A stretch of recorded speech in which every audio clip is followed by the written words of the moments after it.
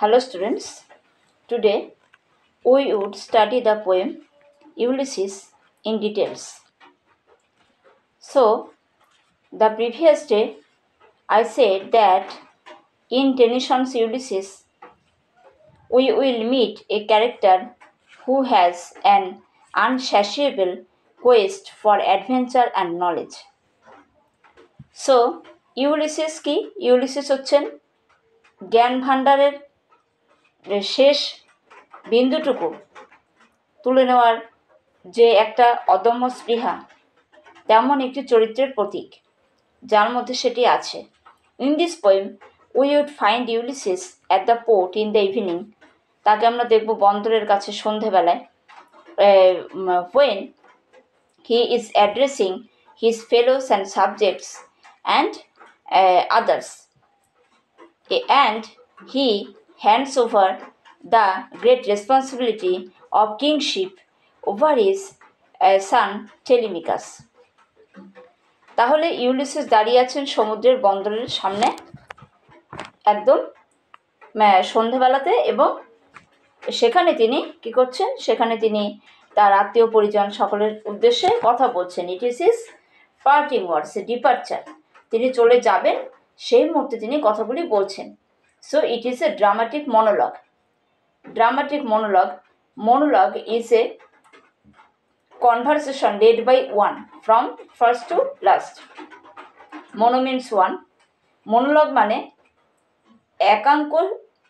একাঙ্ক নয়, মানে একক সংলাপ, যার মাধ্যমে নির্দিষ্ট চরিত্র তার ধ্যান ধারণা চিন্তা ভাবনা এগুলো পরিস্ফুট করে, এবং তার একটি যে আইডিয়া তার যে আইডিয়াগুলো সেটাও সে পরিস্ফুট করে তোলে।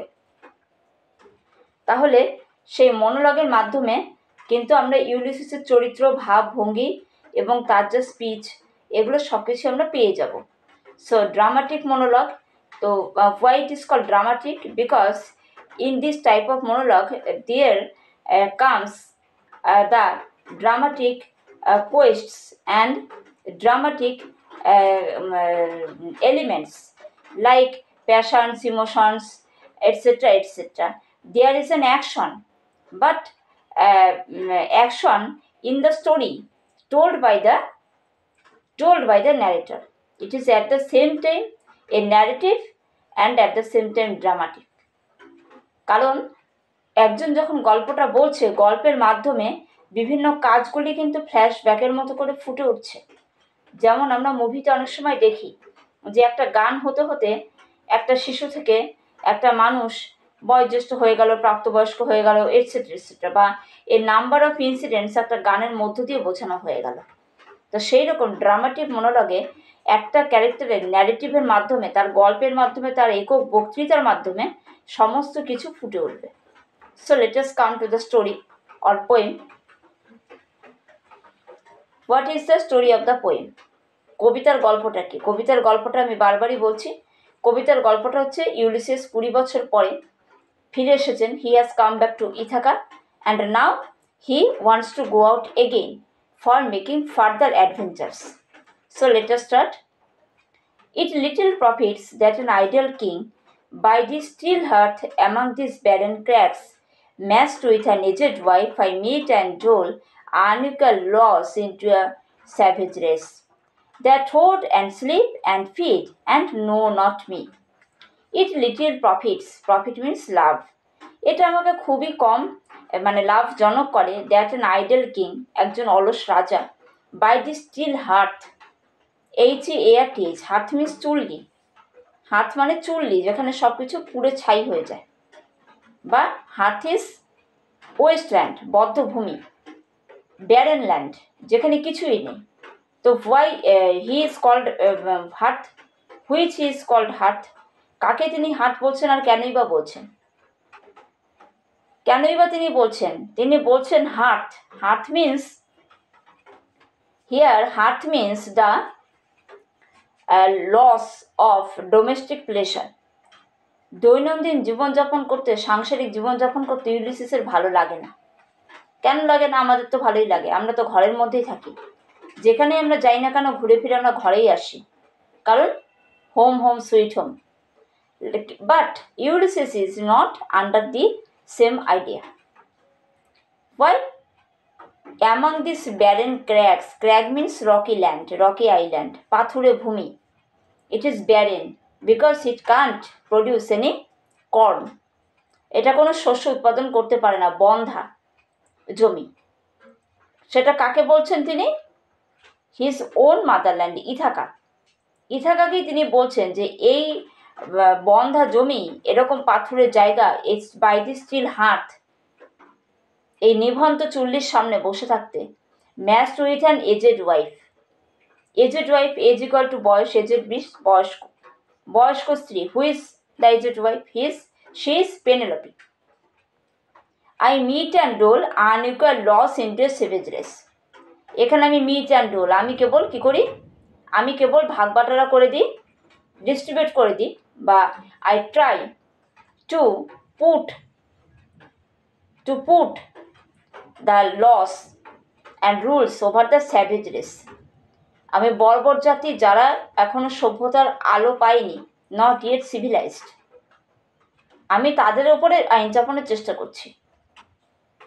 আইনের মানে বুঝতে গেলে, আইন মানতে গেলে তাহলে আইনের যথার্থ বুঝতে হবে, তারপর তো আমি আইনটা মানব। তা according to Ulysses, the people of Ithaca are not civilised, so it is an unequal law for them. অসম আইন, কারণ তারা বোঝে না। এখন আমরা মানুষেরা বাড়ি ঘরে থাকি, আমরা আমাদের মতো করে প্রকৃতি থেকে আলাদা হয়ে নিজের নিজের ছাদের তলায় ঢুকে পড়েছি, বৃষ্টি ঝড় এগুলি থেকে, ঠান্ডা এগুলি থেকে বাঁচার জন্য। কিন্তু যখন আমরা কোনো ওয়াইল্ড যে কোনো অ্যানিম্যালকে, বন্য জন্তুকে আমরা ঘরে বাড়িতে আনতে যাব, তাদের কিন্তু প্র্যাকটিস করাতে হবে। প্রথমে কিন্তু যতই প্র্যাকটিস করাও, তারা অ্যাগ্রেসিভ হয়ে যায়। এটা হচ্ছে ব্যাপার। একটা কুকুরকে 5 দিন ঘরে আটকে রাখলে সে কিন্তু অ্যাগ্রেসিভ হয়ে যাবে। আমাদের মানুষের ক্ষেত্রে এই কথা সত্য। আমরা ঘরে আটকে থাকতে পারি না বলে আমরা বাইরে যাই। তো ইউলিসিস কিন্তু আমাদের মধ্যেও আছে কম বেশি, তাই না? তাহলে matched with an aged wife, I mete and dole unequal laws unto a savage race that hoard and sleep and feed and know not me. Hoard and sleep, hoard means pile up, স্তূপ করে ফেলা সব কিছু, সবাইকে দেখাশোনা করা, সমস্ত নানা রকম জীবনকে একসঙ্গে নেওয়া, মানে other members of the family. And sleep, ঘুমোনো, অ্যান্ড ফিড, খাওয়া দাওয়া, অ্যান্ড নট নো মি, আমাকে না জানা। আমাকে না জানা, আমাকে না জানা মানে সেলফ এনকোয়ারি। রবীন্দ্রনাথ ঠাকুর বলেছেন, আপনাকে এই জানা আমার ফুরালো না। তার নিজেকে মানুষ জানে না। আমরা কি, আমরা কেন করছি, কি কারণে করছি, এটা অনেক সময় অনেকে জানে না। এই জন্য আমরা অনেক সময় উদ্দেশ্যহীনতায় ভুগি বা এক্সিস্টেন্সিয়াল ক্রাইসিসে ভুগি। যে হ্যাঁ সবই তো হলো, কিন্তু কিন্তু একটা থেকে যায়, বাট তারপর কি, কেন, একটা স্যাটিসফ্যাকশন পাই না, কারণ পুরোটা ঠিক বুঝতে পারি না, কারণ আমরা নিজেকে জানি না। I can not rest from travel, I will drink life to the lees, আমি কিছুতেই ভ্রমণ থেকে বিরত থাকতে পারি না, আমি জীবনকে তলানি পর্যন্ত পান করব। Real life has been compared to a glass of wine, ওয়াইনের গ্লাসের সঙ্গে তুলনা করা হচ্ছে। যেমন করে একেবারে শেষ পর্যন্ত সবাই সেটা টেস্ট নিতে চায়, likewise Ulysses also wants to enjoy the life from this point of view and that, and he wants hardly to try to put any corner of the life untried. তিনি কোনটাই অচেষ্টিত, অস্পর্শিত, অনাস্বাদিত রাখতে চান না, untouched. I will drink life to the lees. All times I have enjoyed greatly, have suffered greatly.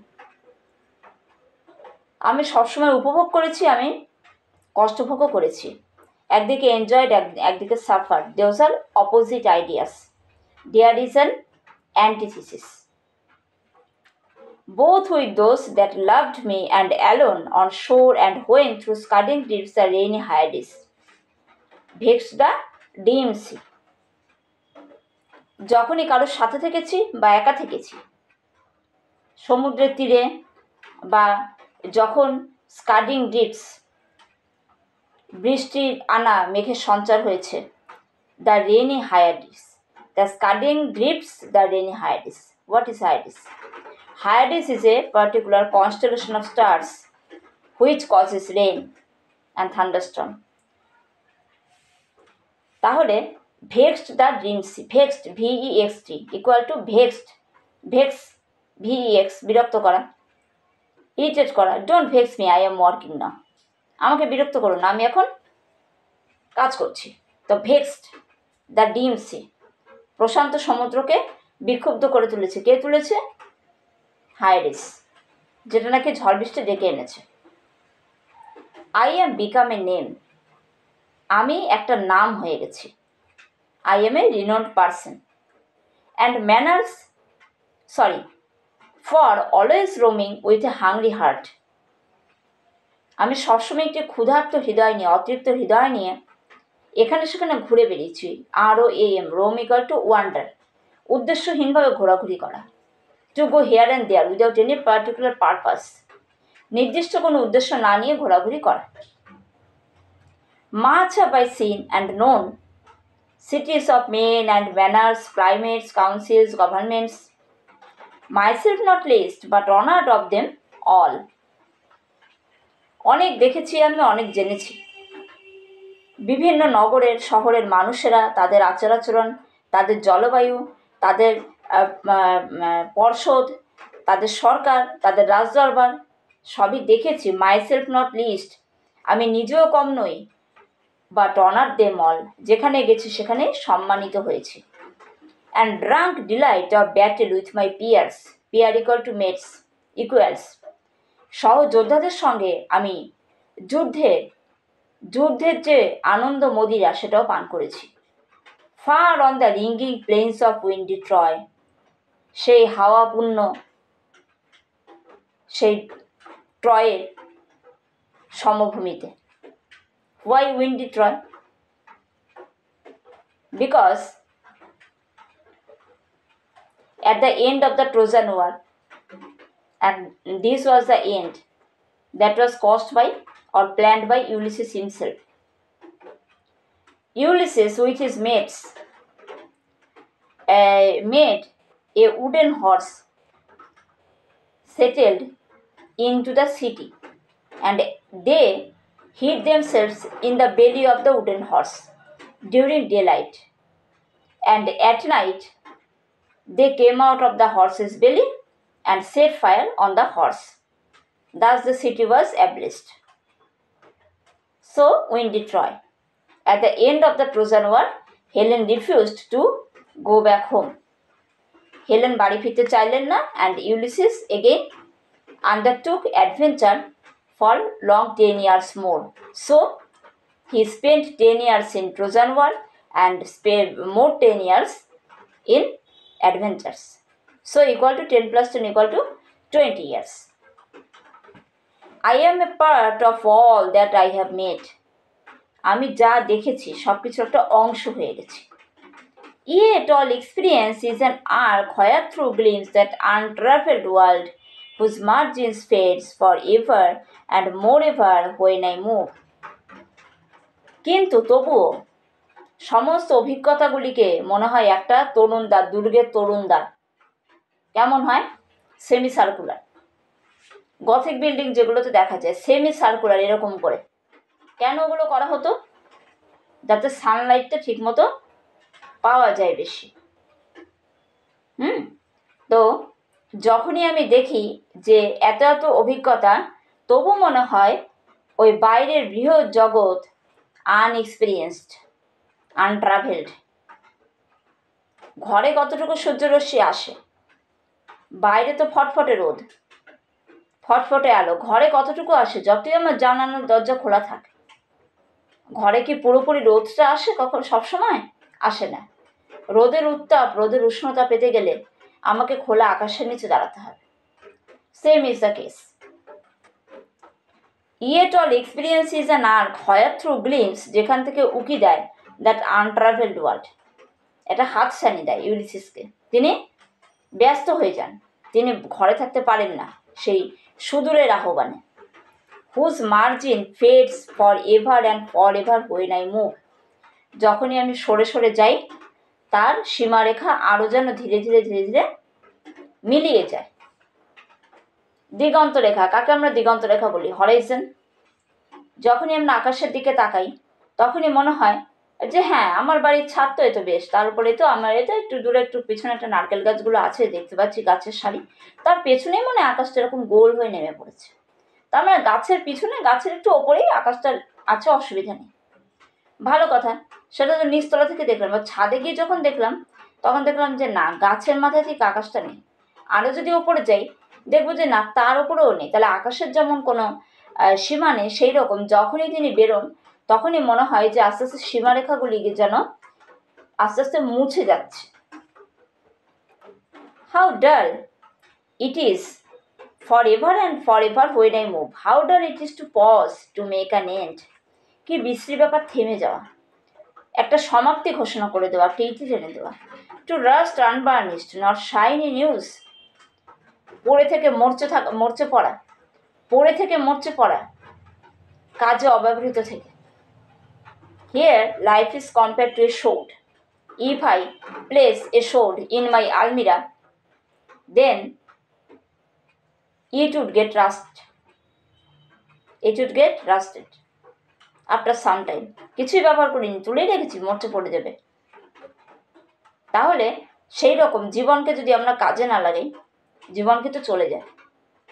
সময়কে যদি কাজে না লাগাই, সময় কিন্তু চলে যায়, সময় আমার জন্য দাঁড়িয়ে রইবে না। তাহলে আমরা কি করব?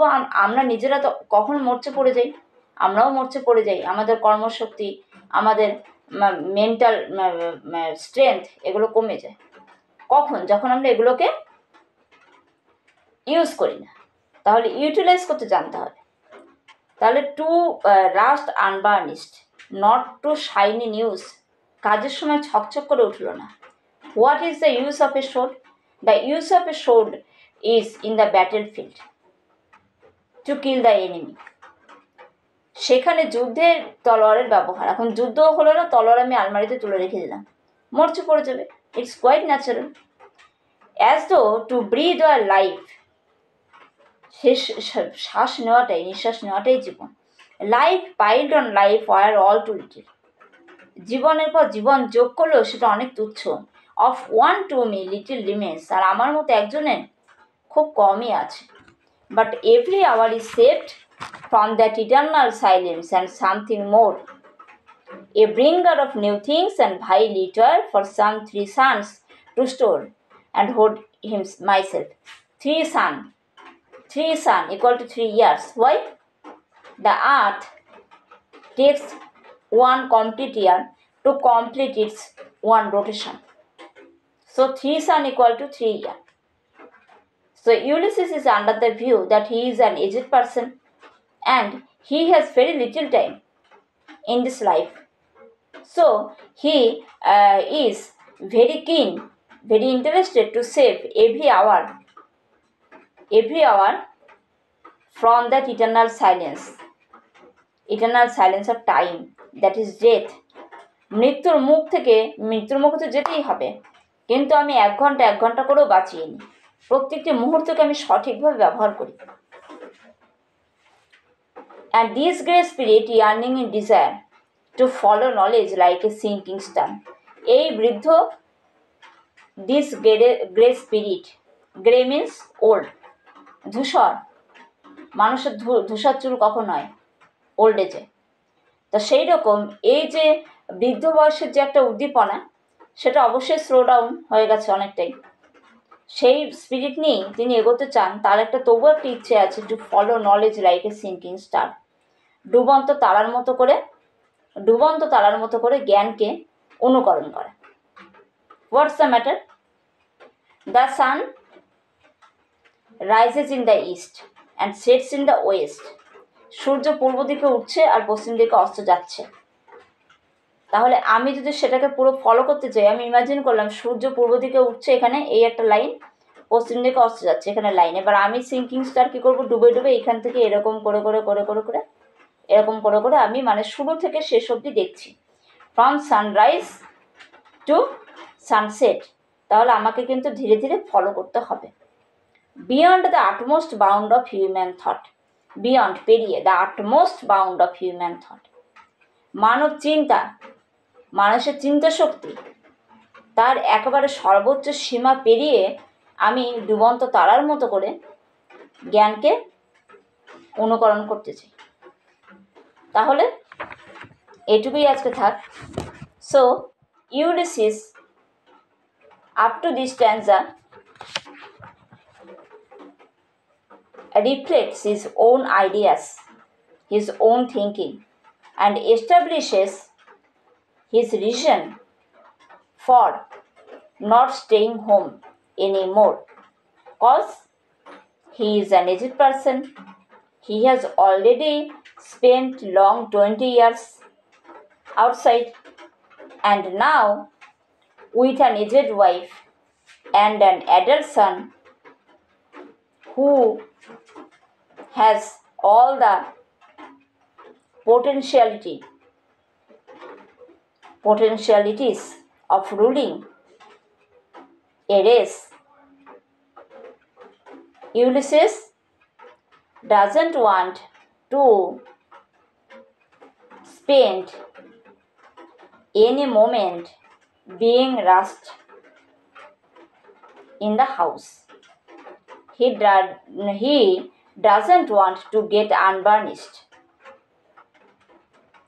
So, what does he want? He wants to undertake to pursue further adventures, and he wants to go out again.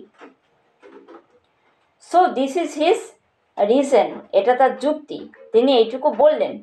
এরপর আমরা দেখব যে এইবার তিনি কাকে সম্বোধন করবেন, ছেলেকে আনবেন, তিনি ছেলের হাতে সব দায়িত্ব দেবেন।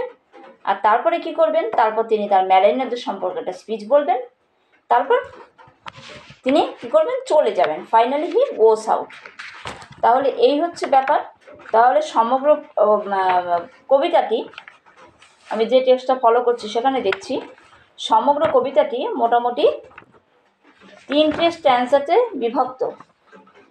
তবু আমি অন্যান্য বই চেক করব, 3টে স্ট্যান্সাতে বিভক্ত। তো প্রথম যে এত বড় স্ট্যান্সাটা, এর মধ্যে তিনি তার চিন্তাভাবনা প্রতিফলিত করেছেন। দ্বিতীয় স্ট্যান্সাতে তিনি টেলিমিকাস সম্পর্কে বলেছেন। তৃতীয় স্ট্যান্সাতে তিনি ম্যারিনাসের সম্পর্কে বলেছেন এবং উৎসাহিত করেছেন, এবং ফাইনালি তিনি তার উদ্যম নিয়ে তিনি বেরিয়ে চলে গেছেন। ওকে, আজ এইটুকুই। Thank you all. যদি ভিডিও ভালো লাগে তোমরা অবশ্যই কমেন্ট করবে বা শেয়ার করবে বা চ্যানেল সাবস্ক্রাইব করবে।